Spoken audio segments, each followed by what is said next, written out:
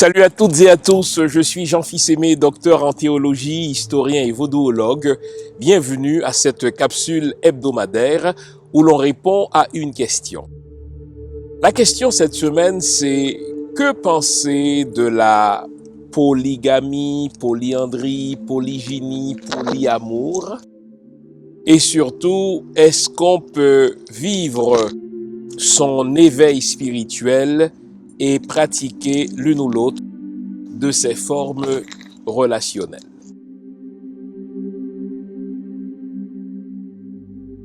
Bon, eh bien, ça va nous permettre, en répondant à cette question, de faire, si vous voulez, un portrait historique des pratiques sexuelles à travers le temps, à travers l'histoire.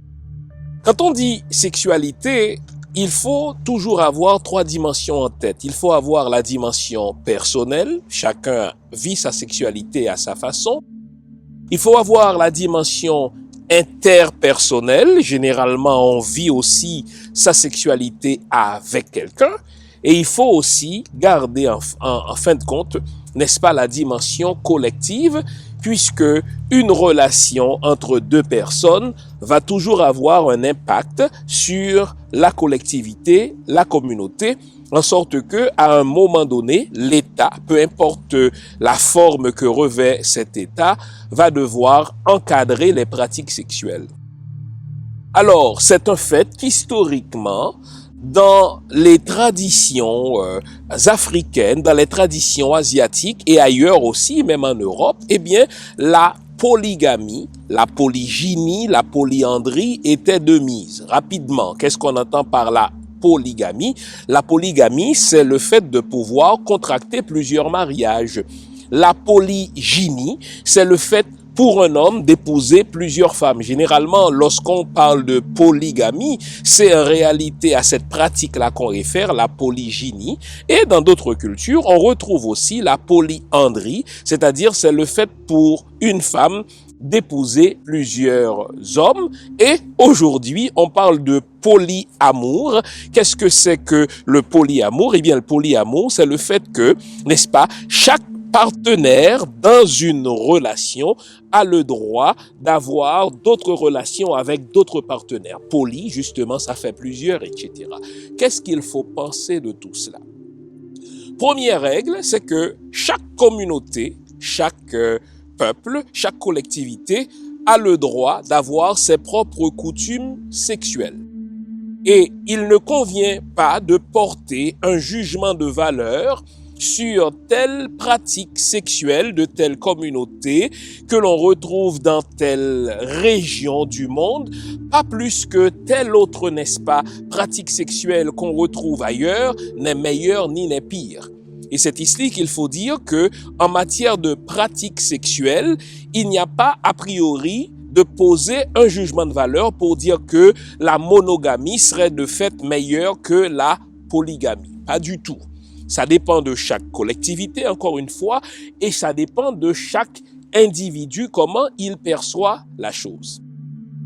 Malgré le fait qu'on ne puisse poser de jugement de valeur sur la monogamie par rapport à la polygamie, il convient, ce me semble, de relever un certain nombre de critères dont il faut tenir compte, peu importe la forme de relation que l'on vit. Le premier critère, quant à moi, c'est la responsabilité. Il ne suffit pas de dire que dans ma communauté ou bien dans mon pays, dans ma région, la polygamie est légale ou bien la polyandrie est légale ou bien la polygynie est légale. Il faut plutôt dire, est-ce que je suis prêt, moi, à faire face aux responsabilités que cela va entraîner? Par responsabilité, on entend des devoirs dans la maison, des devoirs domestiques.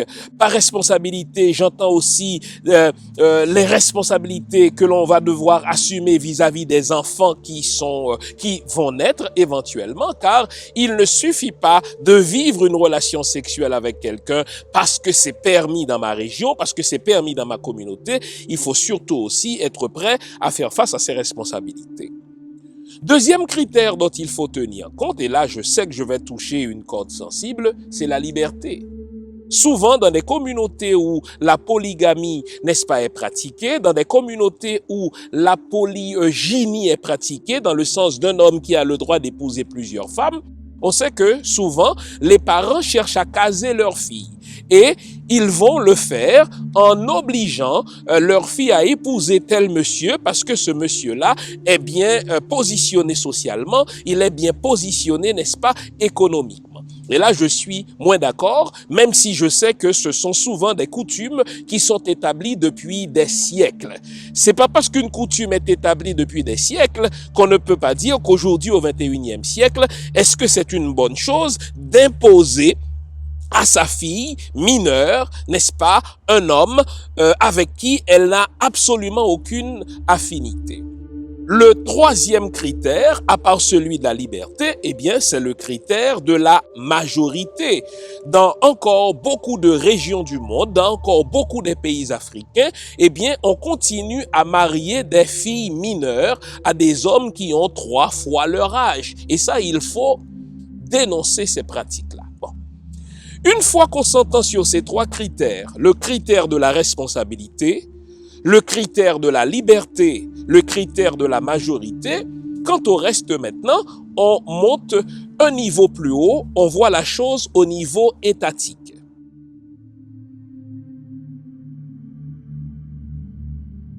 Une fois qu'on a établi ces 3 critères personnels ou interpersonnels, c'est-à-dire le critère de la responsabilité ou des responsabilités qu'on va devoir assumer, le critère de la liberté, est-ce qu'on est libre dans cette forme de relation dans laquelle on se trouve? Et le critère de la majorité, est-ce que la personne qui est embarquée dans cette relation, est-ce que c'est une personne majeure? Maintenant, il faut aller un palier plus haut, c'est le palier de la collectivité, c'est le palier de l'État. Car, ne l'oublions pas, une relation amoureuse, peu importe sa forme, va à un moment donné avoir un impact, une incidence ou des répercussions sur la collectivité. C'est pas pour rien que, à travers l'histoire, ce qu'on appelle mariage, que ce soit mariage civil, mariage coutumier ou mariage religieux, eh bien, le mariage est souvent l'affaire de 2 familles, de 2 communautés, de 2 peuples, de 2 nations, etc. Et donc, l'État aura son mot à dire. Cela se conçoit bien parce que souvent des enfants vont naître, n'est-ce pas, à partir de ces relations-là. Et à un moment donné, la question va se poser, quels sont les droits de ces enfants-là? Quels sont les droits respectifs des divers partenaires de cette relation? Donc, il y a un palier plus haut où l'État doit statuer. Ne l'oublions pas, la loi en général vient après que des coutumes sont établies pour encadrer les dites coutumes, pour dire voici ce qui se fait et voici dans quelles conditions cela doit se faire, et aussi pour dire le contraire, voici ce qui ne se fait pas et voici les conséquences, les risques que l'on encourt quand on fait telle ou telle chose. Et à travers l'histoire, encore une fois, chaque communauté a établi les pratiques amoureuses, les pratiques relationnelles qu'elle veut bien avoir. Et vous notez que jusque-là, je n'introduis pas la religion, et c'est un fait exprès. Pourquoi? Parce que dès qu'on introduit la religion là-dedans, bien ça devient fou. Dès qu'on introduit, n'est-ce pas, l'idée de Dieu là-dedans, ça devient arbitraire parce que chaque communauté, chaque religion va dire, écoutez, il faut pas avoir telle pratique amoureuse parce que Dieu ne veut pas. Or, derrière le mot Dieu, souvent, on se rend pas compte qu'on a affaire à la manipulation mise en place par une élite. Car quand on dit que Dieu a dit, généralement c'est une élite bien pensante qui décide que telle pratique est inacceptable et qui projette sa propre pensée sur le mot fourre-tout, le mot bagage qu'on appelle Dieu. Ça ne veut pas dire que je rejette toute idée d'une intelligence supérieure. Ça ne veut pas dire que je rejette toute idée d'une énergie première, mais je rejette le fait par des communautés de projeter leurs pratiques sur Dieu en disant que telle pratique est acceptable parce que c'est ce que Dieu veut et telle pratique est inacceptable parce que Dieu ne la veut pas. Il faut mettre cela de côté parce que Après un certain nombre de siècles qu'on réfléchit sur le mot fourre-tout de Dieu, on réalise bien que le mot Dieu, au fait, c'est un concept manipulable à souhait. Chaque communauté, chaque élite pensante, chaque groupe dominant va projeter ce qu'il veut, ce groupe dominant-là, sur le mot Dieu et décidera qu'on n'a pas le droit de faire ceci ou cela parce que Dieu ne veut pas. Ainsi donc, il ne faut pas juger la monogamie ou la polygamie ou le polyamour en fonction de notre concept de Dieu. Il faut plutôt évaluer ces pratiques-là. D'un point de vue personnel, est-ce que moi je me sens à l'aise avec ça? Il faut évaluer ces pratiques-là d'un point de vue interpersonnel parce que généralement ça prend plus qu'une personne et il faut aller un palier plus haut et dire est-ce que la communauté accepte ces pratiques-là? Si oui, dans quelles conditions?